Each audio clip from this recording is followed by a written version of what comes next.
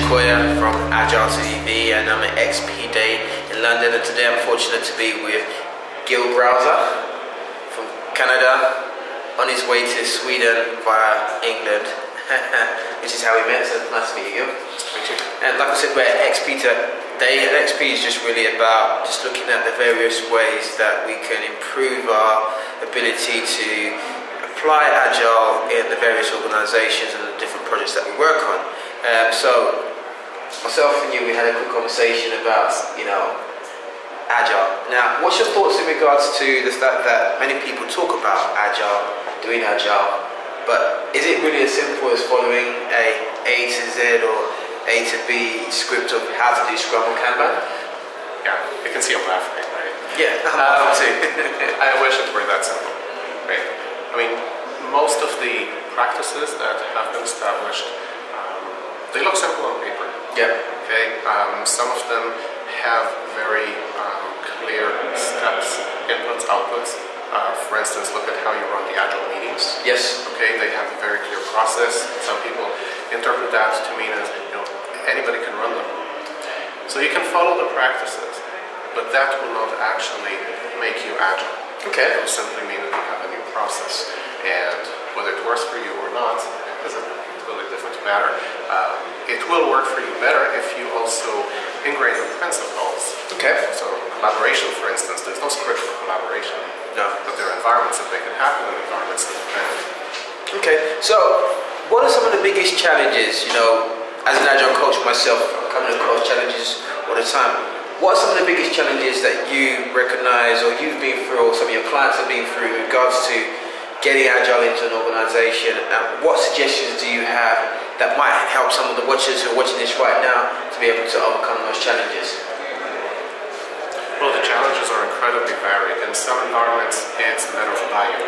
Okay. So Agile adoption comes from the top. It's imposed on teams. Teams are put together.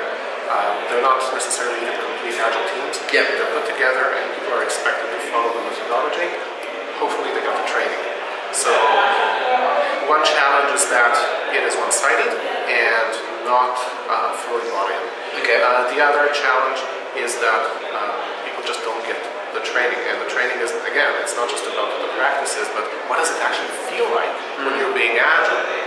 A third challenge is really breaking down those barriers, right? So a lot of Agile teams I've been to, they know that they're working together, they know that they have a shared purpose, they have a shared goal, but they still talk about the developers who then hand off to the testers, even though they're next door, even though they're in the same role. And they don't quite get it. They don't quite get that they're in it together. Sometimes the environment prevents them from really being in that together, right?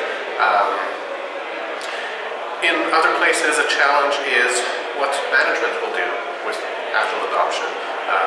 The really enlightened managers know to build a framework right and then step out of the way, help remove impediments, help foster a work environment that is Agile friendly, right, that embraces change, that delivers value. And in other environments, they still expect business as usual. Of course.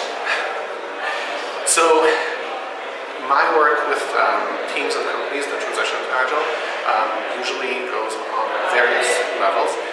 There's definitely the level with the team on, the moves and the mechanics. There's the work with the managers and a whole lot of leadership coaching on what does it mean to you and how do you actually fit into this new environment? How do you still contribute value? And there's working with the organizational systems to initially at least not impede Agile. Okay. Later, once they see the value, once they see that it actually works, how to make it even better, how to propagate it, scale it, whatever the case might be. Okay, cool. Alright, well, for some of the listeners or watchers out there who might be interested in following your work and getting more information from you, do you have a website or anything that they can go to? Yes, my company is called 3P Vantage, based in Toronto, Canada.